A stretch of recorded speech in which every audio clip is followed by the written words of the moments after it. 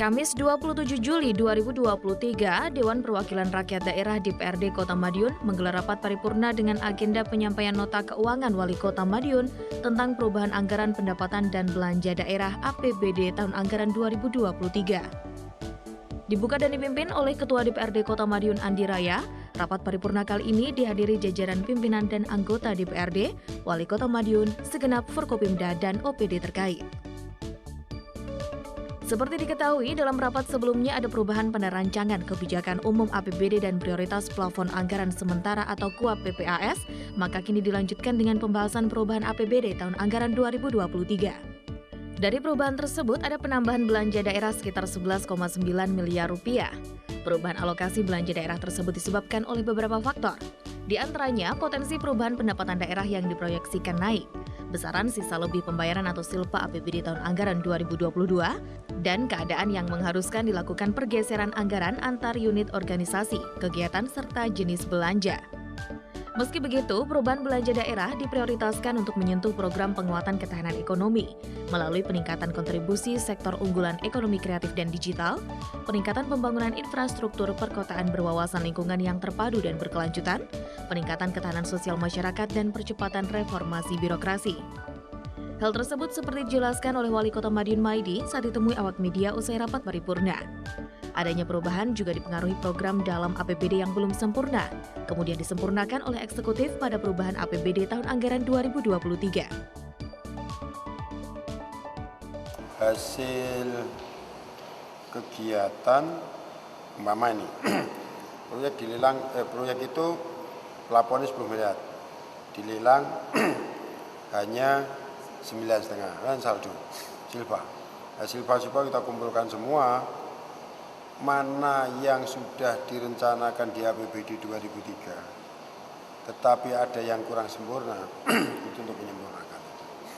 Jadi maksud daripada perubahan ini kan APBD 2023 yang ada dana ada tetapi target belum terpenuhi untuk memenuhi target itu. Programnya apa? Ya programnya salah satunya umpamanya fisik, pabrinisasi, infrastruktur. Nah, ada sisa dari lelang-lelang tadi kita kumpulkan, akhirnya bisa mewujudkan fisik infrastruktur yang belum selesai kita selesaikan. Kemarin kan belum selesai, itu kita selesaikan. Kurang lebih ya ada 50.000, karena kemampuan pabrik bisanya itu. Jadi pabrik semua kita kontrak tidak bisa mencukupi, sehingga nanti kita cukupi di tahun 2024. Tambahnya 50.000, harusnya tambahnya 99.000. Tapi pabrik tidak bisa memenuhi, karena waktunya hanya 2 bulan. Maka sisanya ditarik ke anggaran 2024. Insya Allah 2024 kita selesaikan. Dampaknya, pabrinisasi itu sudah, satu, masyarakat itu akan nyaman di lingkungannya. Yang kedua, drainase berjalan lancar. Yang ketiga, lampunya padam. Kota ini bisa hidup lama. Artinya lama, bukan jam 8 sudah gelap tidur. Tapi malam itu mungkin dia masih bisa bergerak. Bergeraknya malam apa? Masyarakat kita buatkan mainan. Ada P2L. Dia di situ siram-siram tanamannya yang mau panen dan sebagainya. Ini padang. Jalannya mulus. Nah ini akan menumbuhkan ekonomi. Karena aktivitas manusia ini waktunya lama. Nah, di samping itu, kalau tempat itu indah, dia akan kerasan.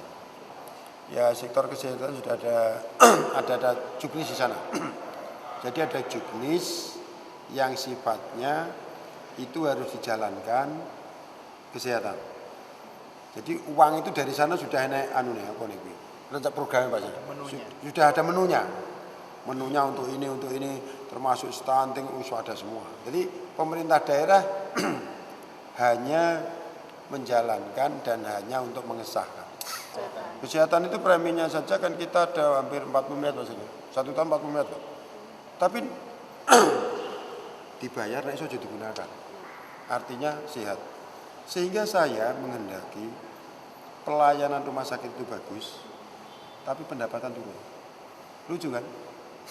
Semakin pelayanannya bagus, indikatornya, orang itu dilayani bagus akhirnya sehat.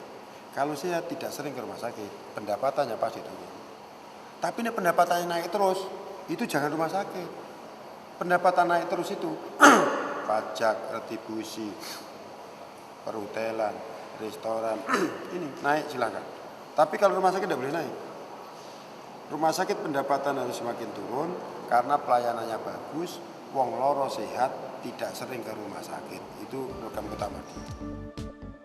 Sementara itu, Ketua DPRD Kota Madiun Andi Raya mengaku bahwa adanya perubahan atau penyesuaian pada PAK 2023 karena terdapat beberapa program yang sebelumnya tidak masuk rencana, sehingga mempengaruhi belanja daerah. Meski begitu, adanya kenaikan belanja daerah ini tak diimbangi dengan besaran transfer dari pemerintah pusat dan retribusi.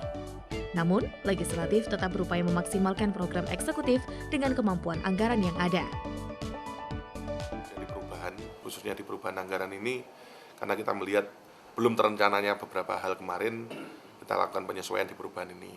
Dan mungkin penurunan target karena mungkin berkurangnya khususnya dana transfer dari pusat. Itu yang mungkin menjadi sedikit kecewaan kami, cuman mau bagaimana lagi tidak bisa memaksakan bahwa kemampuan keuangan kita sebatas itu. Iya, untuk belanja daerahnya naik, tapi karena target pendapatan turun, kita juga tidak bisa memaksimalkan itu. Walaupun ada kenaikan dari belanja daerah, itu didapat dari Silpa tahun kemarin, tapi dari sisi pendapatan dan retribusi khususnya transfer pusat itu berkurang sedikit. Tapi itu membuat kami agak sedikit kurang semangat, tapi terlepas dari itu kita berupaya untuk memaksimalkan APBD yang kita miliki. Untuk jadwal pembahasan selanjutnya belum kita jadwalkan, akan kita coba sesuaikan dengan agenda kegiatan DPRD berikutnya seperti apa nantinya. Andi Hartana, Madiun, Sakti TV.